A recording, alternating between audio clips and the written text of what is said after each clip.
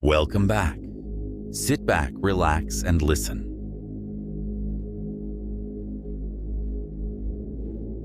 I'm Evan, 18. I live in a 2-story house with my mom just outside of Charlotte, North Carolina. It's just the two of us, has been since I was 11. She works long shifts at the hospital, night shifts mostly. That evening, I got home from my part-time job around 6:45. I remember the time because the sun was still out. One of those days where you don't expect anything bad to happen. You're just a little tired, thinking about food, maybe some Netflix. I came in, kicked off my shoes at the door like always, and called out, "Hey, Mom." No answer. I wasn't surprised. She was usually either working or in her room with her headphones in. I didn't check. I just bolted up the stairs, eager to wash off the smell of fryer grease and sweat from my shift. 10 minutes into my shower, I heard my mom say, "Evan, dinner's ready." I smiled a little. She must have gotten off early. "Be down in a second," I called, rinsing the rest of the soap from my hair. I dried off, changed into joggers and a hoodie, and headed downstairs, stomach rumbling. But as I hit the bottom step, I noticed something was off. The kitchen was dark, completely dark. No lights, no smells, no clatter of pans. The dining table was clean, untouched. I stood there confused. "Mom?" I called. No answer. I walked toward the living room. It was a big living room with really big windows. I never liked going in there alone at night. Just as I stepped past the kitchen island, I heard it again. "Dinner's ready," she said. But this time, it came from the living room. It was her voice, but wrong. Not distorted, just flat. As if someone pressed the words into a mold and recited them exactly, but without the breath behind them.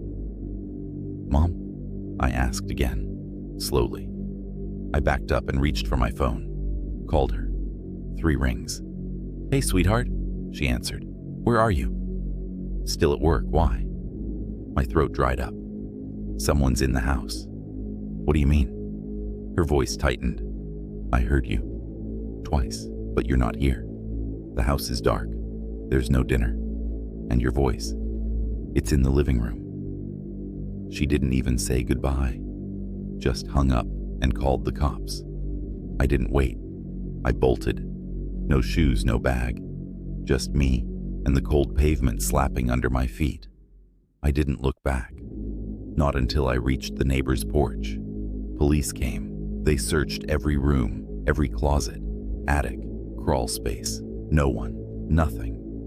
But here's the part that never sat right. The detective, a quiet guy with a bristled mustache and sunken eyes, took me aside after talking to my mom. He asked me to repeat exactly what the voice said. I told him. He scribbled it down and gave this tight nod. Then, as he closed his notepad, he muttered almost to himself, "That's the 3rd time someone's heard that this month." I asked him what he meant. He looked at me, dead serious.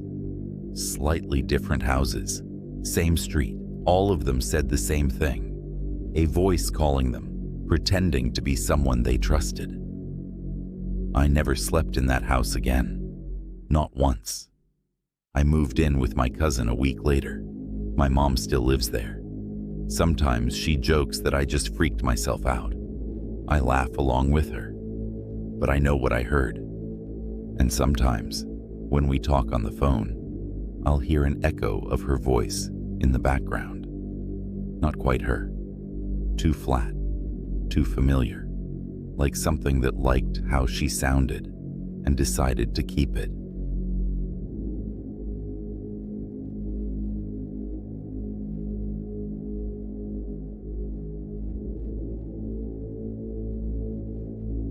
I'm Marin. I'm 24, and I live alone in a weathered little house just outside Madison, Georgia, the kind of town where strangers still wave to each other. I bought the house after my mother died. It had a rotting back deck and no central air, but it was mine. I didn't grow up with things that stayed mine. I have one close friend, Liv. We met in our freshman year writing workshop. I liked her before she spoke. She wore combat boots and quoted Rilke without irony. She stayed over a lot that first year I moved in, mostly when I'd get too quiet for too long. I think she could feel when I was folding inward. Last week she came by. It had been one of those unbearable Georgia days where the air feels boiled and poured directly onto your skin. But by sunset, the sky cracked open and everything softened. We sat out back on my rebuilt patio with a cheap bottle of Cabernet and watched the woods sway. There's no fence, just a few feet of brittle grass, and then a wall of trees. Old trees. The kind with roots that don't care what's in their way. We were laughing, not about anything special. Liv had spilled wine on her jeans and tried to blame the glass for being too thin. I told her she was too thin. We laughed until our eyes watered. And then, in the pause between stories, we heard it. Her voice. From the woods, just a few feet beyond the edge of the yard. At first I thought she'd said something, but when I turned to her, I saw her already staring into the trees, wide-eyed, wine glass frozen midair. Then it came again. Liv, it said. Same tone she uses when answering the phone with a mouthful of food. But Liv was next to me. She hadn't spoken. Neither of us moved for a few seconds. You'd think instinct would kick in, but it didn't. Not right away. All I could feel was this intense rising pressure, like the moment before a nosebleed. Then it came a third time. Same voice. But this time, it said, "Come here." That was enough. We both got up fast, chairs scraping, wine forgotten. We didn't run, but we didn't walk either. We moved the way people do when they're trying not to look behind them. That kind of speed. Inside, we locked the back door, turned on the lights, and tried to make sense of it. But we didn't say much. There's only so many ways to say, "What the fuck was that?" before it stops sounding like a question. Liv wouldn't admit she was scared, but I noticed her put her shoes back on. I offered to let her sleep over. She hesitated, then nodded. She took the guest room. I went to mine. I don't know how long I was asleep before I woke up, but it wasn't morning yet. I'd heard something. That much I knew. Not a voice. Not yet. It was the front door. Just a soft creak. Not all the way open. Just a pressure shift, like someone was testing it. I walked barefoot down the hall, calling Liv's name. No answer. I pushed open her door. She was gone. The bed was unmade, shoes gone, and on the floor beside the bed was her ring. She never takes it off. It was her grandmother's. The band was still warm. I started calling her phone over and over. No answer. I walked to the front door. It was unlocked. There were wet footprints just inside. Bare, small, hers. I turned on every light in the house, and then from my bedroom, I heard it. Her voice. "Mar?" I froze. She only calls me that when she's scared. She's only said it 3 times in our entire friendship. Once after a car accident. Once during a panic attack. Once when I told her my mother was gone. I turned slowly. The voice came again. "Mar, I'm cold." It sounded like Liv, but it didn't feel like her. I stepped into the doorway of my room. The light was off. I reached for the switch, and then she stepped out from the corner. Liv, or something that looked like her. Same height, same hoodie, same scar on the chin, but she was barefoot and soaking wet, mud on her hands, eyes too wide.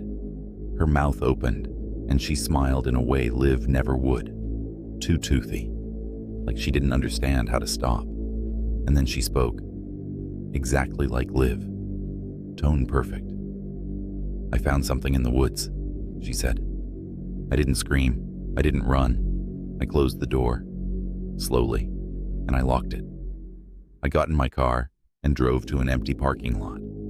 I dozed off and eventually woke up to a phone call from Liv. She told me she went home in the middle of the night because she was so terrified. I couldn't believe what I just heard. She said she even wrote a note and left it on the kitchen counter, which I found when I gained the courage to go home. It still comes back now and then. Same voice.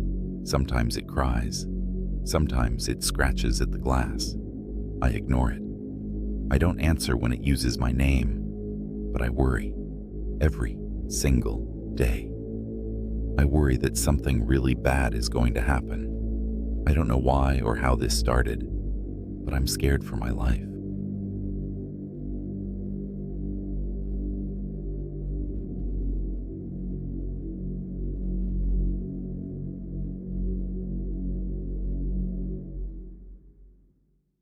My name is Sharon.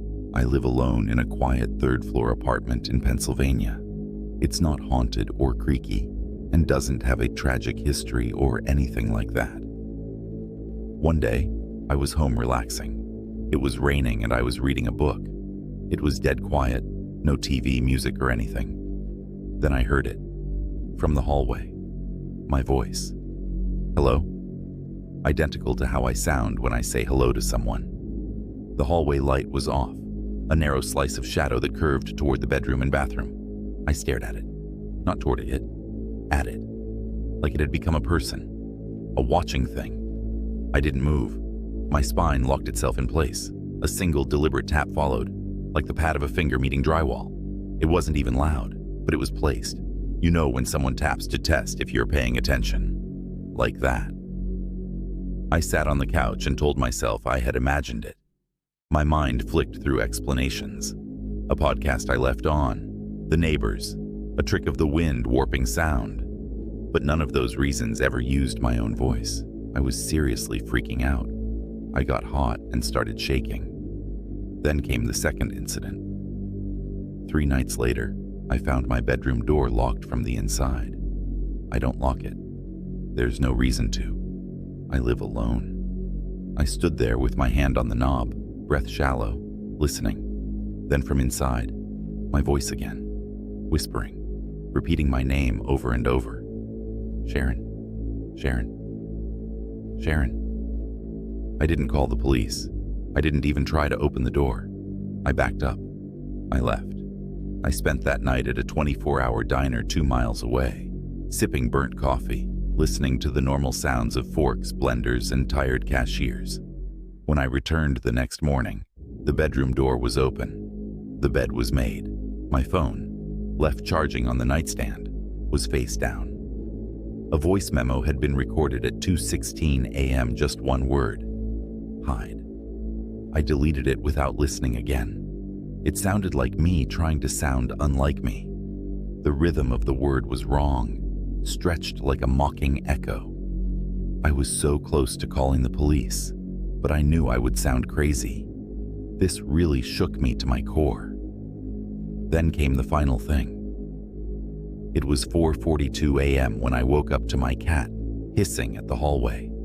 He's ancient, mellow, barely reacts to thunder. But that night, his back was arched, pupils blown wide, tail like a bottle brush. And he wasn't just hissing, he was backing away from the dark. I sat up in bed, heart knocking, and waited. I knew if I heard anything, I'd lose it. I waited for a voice, a whisper, a tap, but I didn't get any of that. Instead, I heard a perfect imitation of my laugh, except it sounded like someone had dissected the sound and stitched it back together from memory. And then it did something worse. It cried, like me, like the way I cried 6 months ago when I found out my sister died. The exact same broken inhale, the same gasp that I thought no one else had heard but me. I didn't scream. I didn't move. I let the tears fall silently. Even my cat stopped hissing and crawled under the bed. That somehow felt worse than anything. It knew things it shouldn't know. The next morning, I took down all my mirrors. I left all my lights on 24/7 and didn't say a word out loud. The pure fear of just being at home was driving me insane. I moved out and back in with my parents, just to feel safe. Nothing has happened since. Thanks for listening. Subscribe for more.